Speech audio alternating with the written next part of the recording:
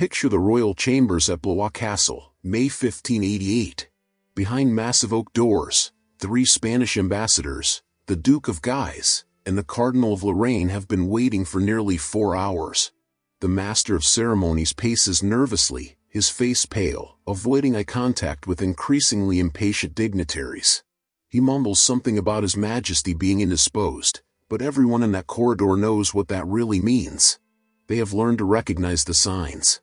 The sealed doors. The strange medicinal smell seeping through gaps in the wood. The muffled sounds from within. Groans that are not quite screams. The clatter of metal instruments. Hurried footsteps of physicians. This is not illness in any conventional sense. This is not plague or fever or any enemy that can be named with dignity. The King of France, the most Christian majesty, ruler of the most powerful Catholic nation in Europe, is at this very moment lying on his side in his private chamber, a copper tube inserted into his rectum, while royal physicians pump warm water mixed with herbs into his distended colon. He has not defecated in 6 days. His abdomen is swollen like a drum. The pain is excruciating, but what terrifies him more than the pain, more than the humiliation, is the act itself. Henri de Valois, descended from a line of kings stretching back centuries, is paralyzed by a fear so irrational and so consuming that it has quietly become the hidden axis around which the entire French state revolves. He is terrified to shit, and that terror is slowly destroying both him and his kingdom. This was not always so. When Henri de Valois was born in September 1551 at Fontainebleau, he was his mother's favorite from the start. Catherine de Medici, that formidable Italian queen who would survive 3 of her sons and effectively rule France for decades, saw in young Henri everything her sickly older boys lacked. He was robust, intelligent, quick-witted.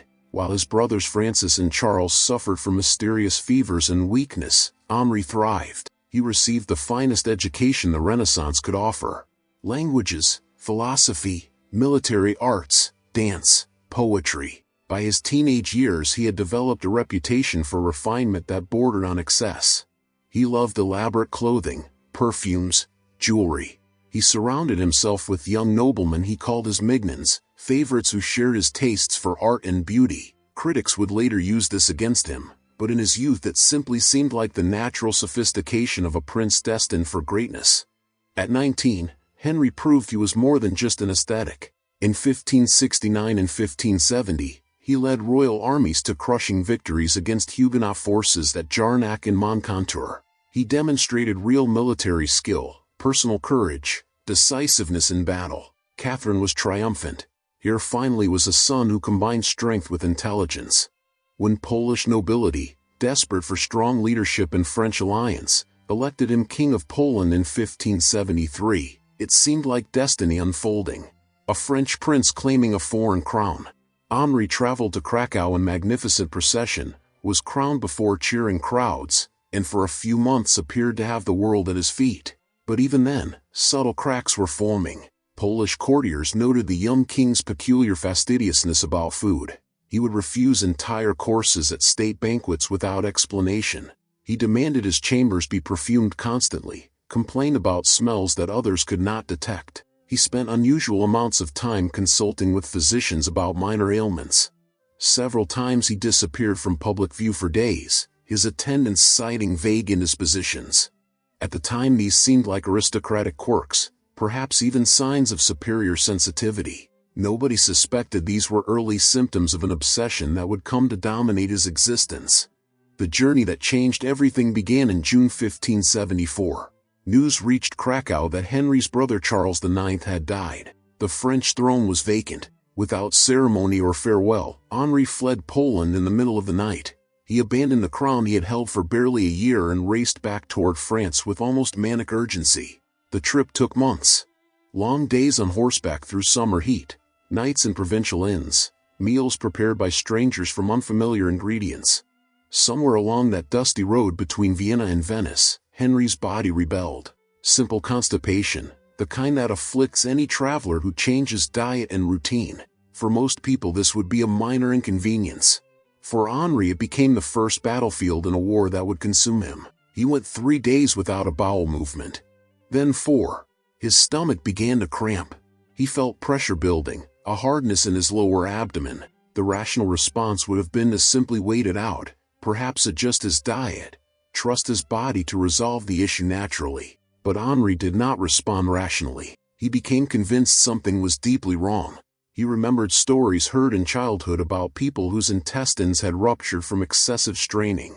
He had seen men die from gut wounds in battle, the screaming agony, the stench of perforated bowels, days of suffering before merciful death. His imagination, usually so refined and controlled, turned savage. He pictured his own intestines bursting inside him. He imagined the contents spilling into his body cavity, rotting from within, killing him slowly in unimaginable pain. The more he thought about it, the more convinced he became that attempting to defecate naturally would be fatal. By the 5th day, when the discomfort had become genuine pain, he summoned a physician from the traveling party. The doctor administered an enema. The relief was immediate and dramatic. Everything that had built up over days came flooding out. The pain vanished. Henri felt purged, cleansed, saved. But something else happened in that moment. A pattern was established. A conviction took root. Without intervention, he would have died. His body had failed him. Only external help had saved him. This was not true, of course. His body would have resolved the issue naturally given time. But Henri never gave it that chance. And from that point forward, he never would. By the time Henri entered Paris in February 1575 to be crowned Henri III of France, the fear had already settled deep in his mind. The coronation at Reims Cathedral was magnificent. Crowds cheered their new king, young and handsome and full of promise. He married Louise of Lorraine shortly after, a sensible political match that satisfied the nobility. For the first year or so of his reign, Henri managed to maintain appearances. He held court, made decisions, presided over ceremonies with the grace expected of a French monarch. But behind closed doors, a different reality was taking shape. Henri began keeping detailed records of his bowel movements. He noted what he ate, when he ate it, how his stomach felt afterward. He consulted physicians constantly about digestive matters. He developed elaborate theories about which foods caused binding, which promoted flow, how the phases of the moon affected internal humors. This was not entirely unusual for the time. Renaissance medicine encouraged close attention to bodily functions. The concept of the 4 humors meant that digestion was considered crucial to overall health. Kings were expected to monitor such things. But Henri took it to extremes that troubled even his doctors. The cycle established itself gradually, then became rigid routine. Henri would go a day without defecating and feel the first stirrings of anxiety. By day 2 the anxiety would intensify. He would begin monitoring his abdomen constantly, pressing it with his fingers, trying to feel what was happening inside. Day 3 brought real physical discomfort. His stomach would start to swell. He would feel pressure, cramping. But instead of simply attempting to relieve himself, the fear would take over. What if this was the time it would kill him? What if he strained and something ruptured? The terror was so visceral, so overwhelming, that he became physically unable to try. He would pace his chambers, doubled over, sweating, paralyzed by competing urges. His body screamed for relief. His mind screamed that relief meant death. By day 4 or 5, when the pain became unbearable, when his abdomen had swollen visibly, making breathing difficult, he would finally summon the physicians. The procedure was always the same. Dr. Myron, his chief physician, or Dr. Cavriana, an Italian specialist his mother had imported, would arrive with their instruments. Henri would dismiss all servants, lock the doors, and lie down on his side on the bed. The physicians would prepare the enema, a copper or brass tube, sometimes wrapped in soft cloth to minimize abrasion, a leather bag or bellows filled with warm water, often mixed with chamomile, rose oil, or other herbs meant to soothe irritated tissue. The insertion was painful. The filling was agony. Henri would grip the bed sheets, teeth clenched, as he felt the liquid forcing its way deeper into his colon. The pressure would build to seemingly impossible levels. His distended intestines would cramp and spasm. He would be certain that this time it would burst him, kill him. The physicians would murmur reassurance in Latin and French, professional and detached, while their king writhed in humiliation and pain. Then finally the tube would be removed and Henri's body would void itself in an uncontrolled flood. Everything that had accumulated over days would pour out. The relief was overwhelming. For those first moments afterward, lying exhausted and soaked in sweat, Henri would feel almost euphoric. The pain was gone. The pressure had released. He could breathe again. He felt human again. But the cost of that relief was mounting with every repetition.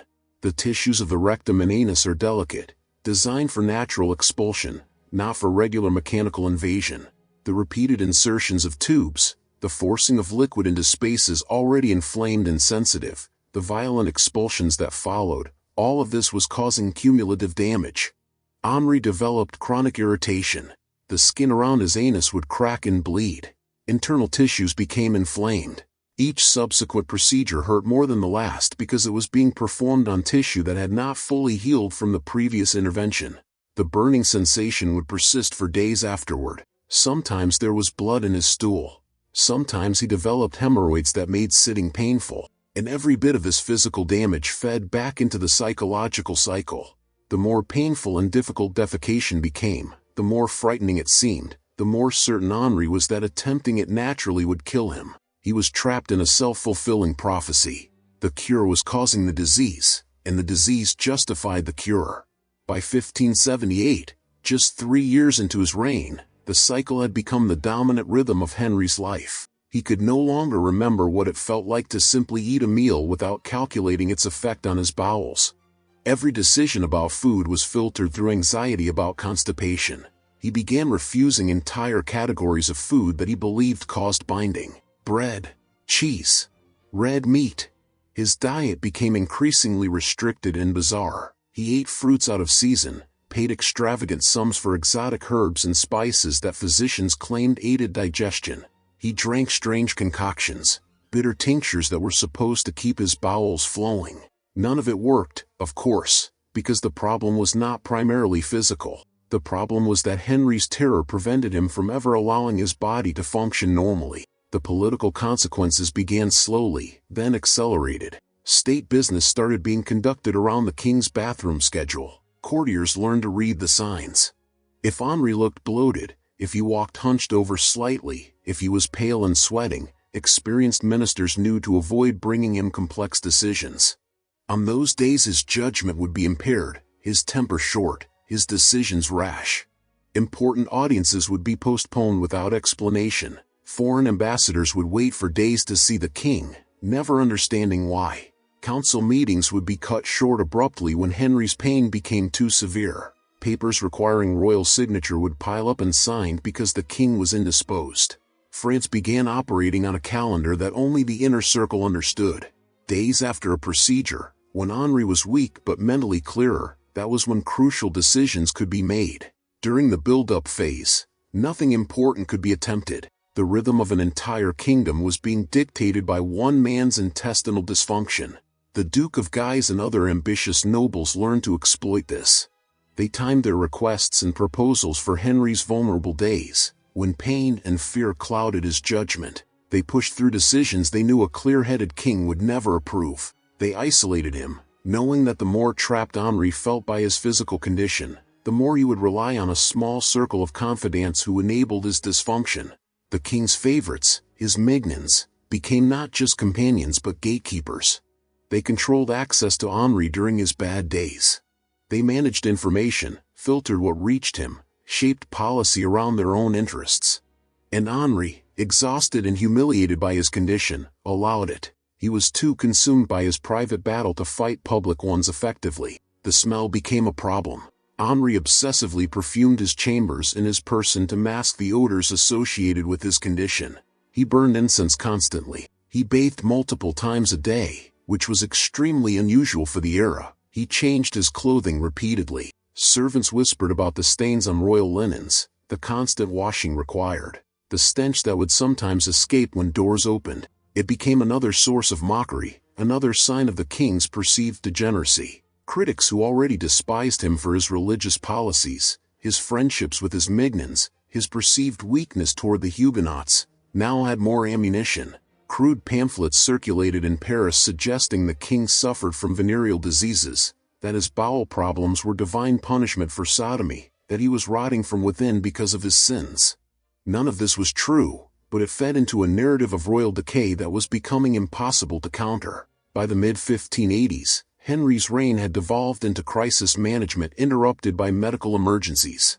France was being torn apart by religious civil war. The Catholic League, led by the powerful Guise family, was effectively challenging royal authority. Protestant Huguenots controlled large portions of the south. Spain was plotting intervention. The economy was strained to breaking point by decades of warfare. What France desperately needed was strong, decisive, consistent leadership. What it had was a king who spent days at a time locked in his chambers, incapacitated by pain and fear, unable to shit without medical intervention. The cruel irony was not lost on anyone. The most Christian king, who claimed to rule by divine right, who was supposed to be God's anointed representative on earth, could not perform the most basic human function without tubes and water pumped into his rectum by physicians. The decisive moment came in December 1588. The Duke of Guise had grown so powerful that he essentially controlled Paris. He had defied royal orders to stay away from court, knowing his popularity made him untouchable. Henri summoned him to Blois Castle, ostensibly for consultations. According to several sources, Henri was in the midst of one of his bad phases when Guise arrived. He had not had a bowel movement in 4 or 5 days. His abdomen was distended. He was in pain. His mental state was fragile, oscillating between despair and rage. On December 23, Henri made the decision that would define the rest of his brief life. He ordered the assassination of the Duke of Guise. The Duke was lured to the king's chambers early in the morning and cut down by royal guardsmen. His brother, the Cardinal of Guise, was murdered hours later. Henri stood over the body of the man who had tormented him and reportedly said, "My God, how tall he is," as if surprised by his own actions, as if watching from outside himself. The murder of Guise was politically disastrous. Catholic Paris erupted in fury. The League declared Henri deposed. Preachers called him a tyrant and murderer from every pulpit. His own mother Catherine, the woman who had maneuvered for decades to secure her children's power, died shortly after, some said from shock at her favorite son's recklessness. Henri found himself isolated, hated by much of his kingdom, forced into alliance with his old Protestant enemies just to survive. And through it all, the cycle continued. Even as France burned, even as Henri's grasp on power crumbled, he remained trapped in his physical prison. The records from his final months mention multiple medical interventions per week. The damage to his internal tissues was by this point severe and probably irreversible. He was bleeding regularly. He had developed fissures and fistulas. The pain was constant, and still he could not break free of the pattern. On August 1, 1589, a Dominican friar named Jacques Clement gained audience with Henri at the Château of St. Cloud. The king was emerging from yet another period of seclusion. Sources suggest he was on day 3 or 4 of his cycle, still holding out before the inevitable intervention. He was distracted, irritable, his mind clouded by mounting discomfort and fear. Clement approached with papers he claimed were urgent. He came close. He drew a knife. He struck. The blade went into Henri's lower abdomen, the exact region that had been the focus of his obsessive terror for 15 years. The irony was cosmically cruel. After spending his adult life in paralyzing fear of his intestines rupturing from within, Henri died because a knife ruptured them from without. The wound perforated his bowel. The contents spilled into his abdominal cavity. Everything he had feared, the infection spreading through his gut, the slow death from internal poisoning, now came to pass not through his own body's failure but through an assassin's blade. Henri lived for one more day. As peritonitis set in, as infection spread through his body, as his physicians attempted futile interventions they knew could not save him, the king experienced the thing he had dreaded most. His intestines were killing him. He was rotting from within.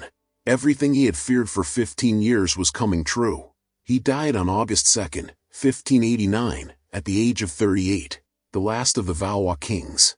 With his death, the crown passed to Henri of Navarre, who became Henri IV and finally brought an end to the religious wars.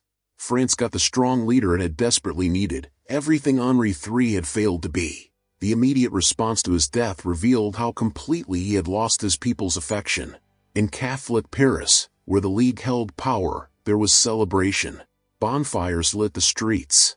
Preachers declared divine justice. Few mourned the man who had murdered the beloved Duke of Guise. But among those who had known him, who had witnessed his daily torment, there were quieter assessments. The physicians who had attended him, the courtiers who had waited outside locked doors, some of them understood they had watched not just a failed king but a man imprisoned by irrational fear, destroyed by a dysfunction he could neither control nor escape.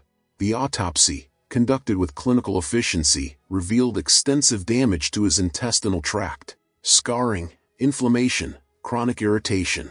The physicians recorded it all in precise Latin, never quite acknowledging what their findings implied. That years of invasive interventions had caused as much damage as they had relieved, that the cure had become indistinguishable from the disease.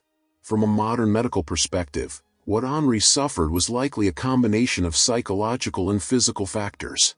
The initial constipation was probably situational, caused by travel stress and dietary changes. But his catastrophic response to it, the development of what we would now recognize as severe health anxiety focused on defecation, created a genuine physiological problem. Chronic anxiety causes the digestive system to malfunction. Fear triggers the release of stress hormones that actually slow intestinal motility and cause constipation. Henri's terror was literally creating the condition he feared. Add to this the repeated trauma from enemas, which would have caused real damage over time, and you have a vicious cycle where psychological and physical factors reinforce each other endlessly. In the modern era, Henri would likely have been diagnosed with severe anxiety disorder, possibly obsessive-compulsive disorder with somatic focus, and treated with cognitive behavioral therapy and medication. In the 16th century, he had only humiliating mechanical interventions that made everything worse. The broader implications of Henri's condition extended far beyond his personal suffering. His inability to function effectively helped accelerate the collapse of royal authority in France. The power vacuum created by his weakness allowed factions to run wild. The Catholic League and Protestant forces both grew stronger as central authority weakened. Spain saw opportunity for intervention. The financial crisis deepened as no coherent economic policy could be maintained.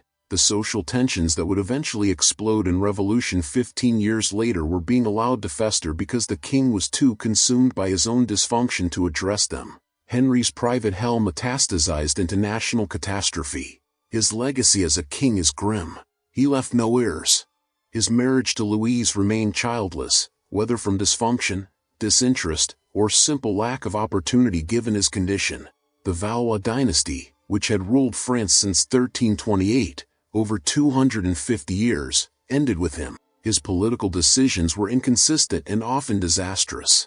His assassination of the Duke of Guise, made during one of his pain-clouded phases, probably hastened his own death. His inability to resolve the religious conflicts allowed them to drag on, cost thousands more lives.